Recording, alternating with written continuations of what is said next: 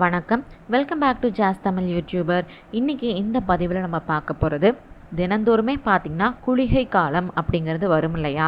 நம்மள நிறைய பேருக்கு குளிகை காலம் அப்படின்னா என்ன, அதில் நம்ம என்னென்னலாம் செய்யலாம், என்னென்னலாம் செய்யக்கூடாது அப்படிங்கிற சந்தேகம் இருக்குது. இதை பற்றி தெரியாமல் இருக்கிறவங்களுக்காக தான் இந்த பதிவு. தொடர்ந்து பதிவை பாருங்கள். உங்களுக்கு ஆன்மீகம் சம்மந்தப்பட்ட தகவல்கள் பிடிக்கும் அப்படின்னா நம்மளோட சேனலை சப்ஸ்கிரைப் பண்ணிவிட்டு பார்க்கறதுக்கு கொஞ்சம் கன்சிடர் பண்ணுங்கள். இப்போ வாங்க நம்ம வீடியோக்குள்ளார போகலாம்.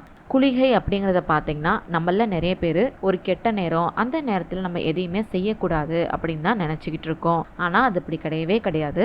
ஒரு சில விஷயங்கள் செய்யக்கூடாது, ஒரு சில விஷயங்களை நம்ம கண்டிப்பாக செய்யலாம். அது என்னென்ன அப்படிங்கிறத இப்போ நம்ம பார்க்கலாம். குளிகை காலத்தில் செய்யப்படக்கூடிய எந்த ஒரு காரியமும் பார்த்திங்கன்னா மறுபடியும் ஒரு முறை நமக்கு நடக்கும் அப்படிங்கிறது ஒரு ஐதீகம்.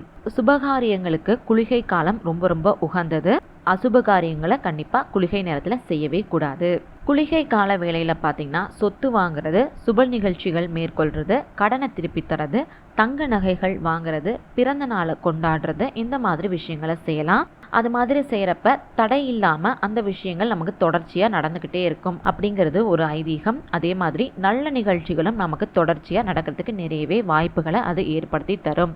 அதனால் சுபகாரியங்களுக்கு குளிகை காலம் அப்படிங்கிறது ரொம்ப ரொம்ப உகந்தது. அசுபகாரியங்களை கண்டிப்பாக நம்ம அந்த வேலையில் செய்கிறத தவிர்த்தரணும்.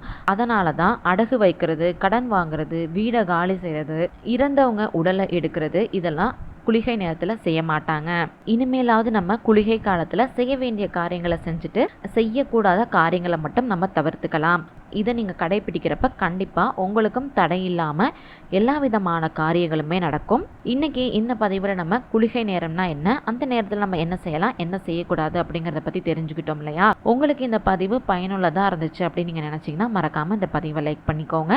நீங்கள் இந்த பதிவை லைக் பண்ணுறது மூலிமா எனக்குமே அடுத்தடுத்த பதிவுகள் தரத்துக்கு ரொம்ப ரொம்ப ஊக்கத்தை தரும். நன்றி, வணக்கம்.